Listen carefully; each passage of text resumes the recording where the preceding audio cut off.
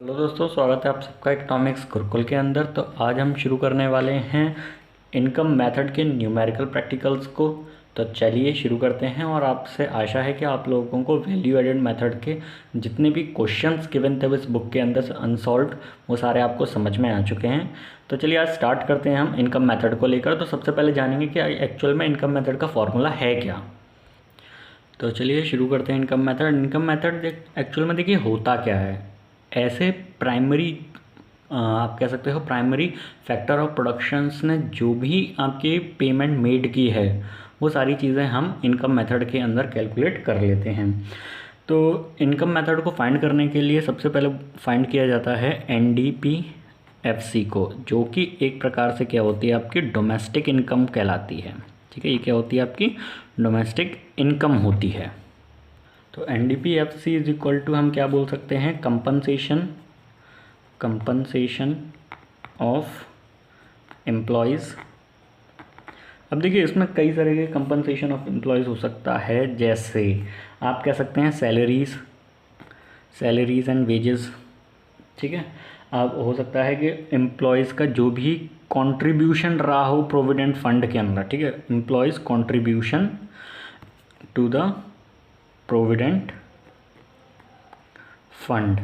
तो ये सब सारी चीज़ें जो हैं कंपनसेशन ऑफ एम्प्लॉयज़ के अंदर कैलकुलेट की जाएंगी। साथ में इसके बाद आता है आपका ऑपरेटिंग सरप्लस, जिसे हम कहते हैं ऑपरेटिंग सरप्लस। अब इस ऑपरेटिंग सरप्लस के अंदर आपकी क्या क्या चीज़ें आती हैं, जैसे आपकी रेंट आता है। ठीक है, आपकी रॉयल्टी आती है, फिर है आपका इंटरेस्ट और आपका आता है प्रॉफिट। तो जब ये सारी चीज़ें आप ऐड कर देते तो हमारा बनता है ऑपरेटिंग सरप्लस। बाद में आपका आता है इसमें मिक्स्ड इनकम। अब देखिए मिक्स्ड इनकम जो है स्पेसिफाइड नहीं होती है कि आप इसके अंदर टीचर की इनकम हो गई, किसी भी बार्बर की इनकम हो गई, तो ये सारी चीज़ें क्या हो जाती हैं, मिक्स्ड इनकम के अंतर्गत आ जाती हैं। ठीक है, तो जब हम इन सारी चीज़ों को ऐड कर देते हैं तो हमारा बनता है NDPFC, जिसको हम क्या कहते हैं, डोमेस्टिक इनकम कह कर चलते हैं। ये तो हो गया डोमेस्टिक इनकम। अब इनकम ये होता है इनकम मेथड। अब इसको हम नेशनल इनकम में किस तरीके से कन्वर्ट कर सकते हैं। तो इसको नेशनल इनकम में कन्वर्ट करने के लिए देखिए ये जो बन गया, ये था मेरा NDPFC बन के आ गया। ठीक है, अब इसको अगर मुझे नेशनल इनकम में कन्वर्ट करना है तो मैं इसके अंदर सिंपल सा कन्वर्ट के लिए क्या कर दूंगा, NFIA को सीधे सीधे ऐड कर दूंगा। अभी NFIA के अंदर NFIA को कैलकुलेट करने के लिए भी तरीका होता है। तो NFIA इज इक्वल टू सीधे आप कर दोगे factor income from abroad minus factor income to abroad.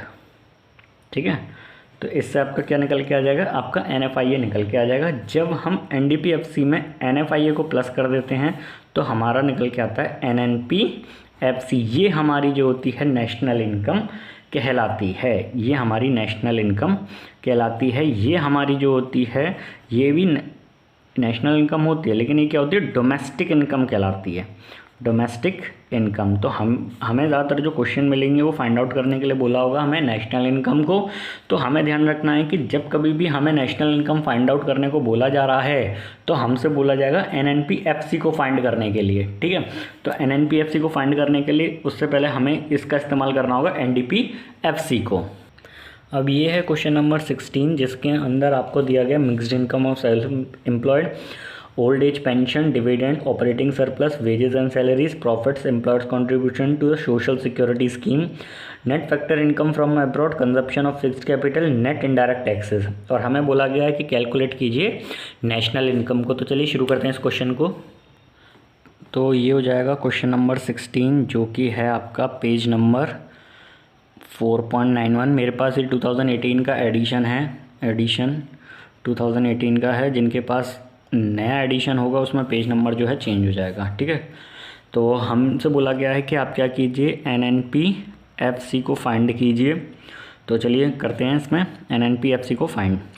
तो सबसे पहले हम NDPFC को फाइंड कर लेते हैं, जो कि हमारी डोमेस्टिक इनकम होती है। तो एनडीपीएफसी के लिए देखते हैं क्या क्या दिया गया है।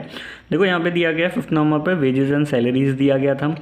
7th पे आपको employees contribution to social security scheme, ये जो दोनों है ना आपका कंपनसेशन ऑफ एम्प्लॉयज़ का पार्ट है। तो यहाँ पे मैं लिख लेता हूँ वेजेस प्लस एंड सैलरीज, ठीक है, प्लस करना है मुझे employers contribution to social security scheme, ठीक है, प्लस उसके अलावा ऐसी कोई चीज़ है नहीं। और इसमें नेक्स्ट दिया गया है आपको ऑपरेटिंग सरप्लस, ओएस दिया गया है ऑपरेटिंग सरप्लस, साथ में दिया गया अलग से मिक्स्ड इनकम। आपको सारी ज़्यादातर चीज़ें जो हैं डायरेक्ट दी गई हैं, तो आप डायरेक्ट इसमें कर सकते हैं।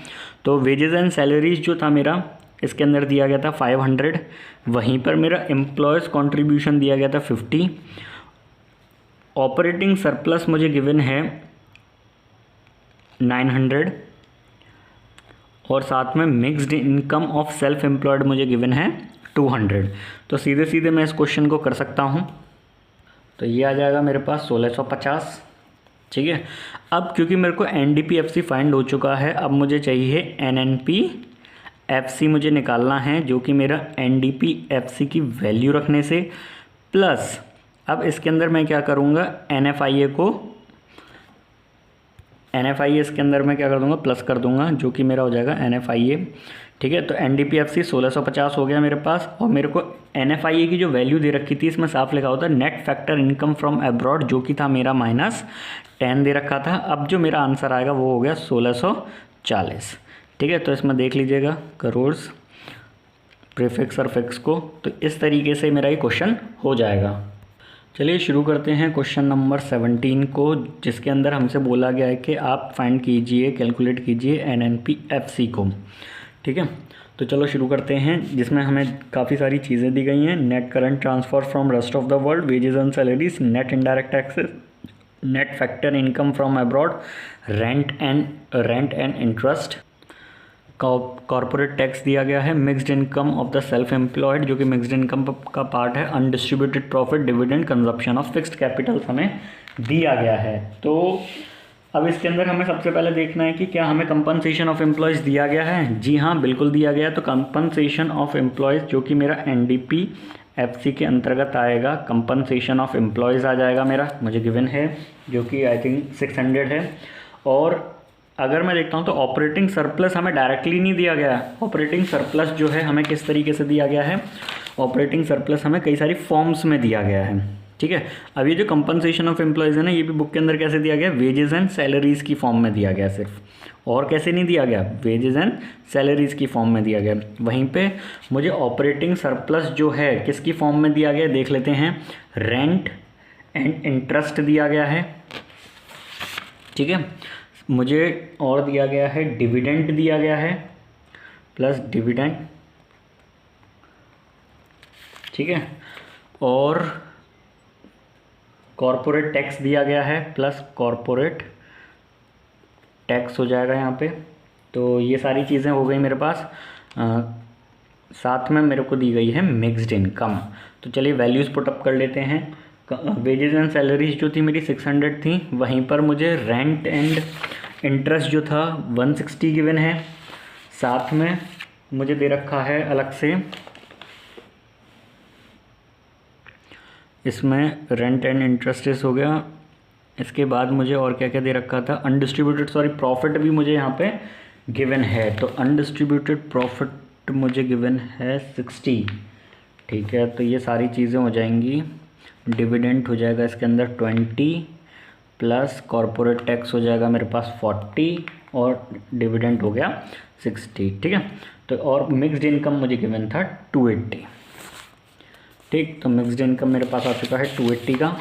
अब मुझे करना क्या है, अब इन सारी चीज़ों को मैं क्या कर दूंगा, ऐड करके छोड़ दूंगा। तो चलिए ऐड कर देते हैं। तो ये हो जाएगा 600 प्लस 160 प्लस 120 प्लस 280, जो कि मेरा टोटल निकल के आ जाएगा 280 प्लस 880 इक्वल टू 160, ठीक है।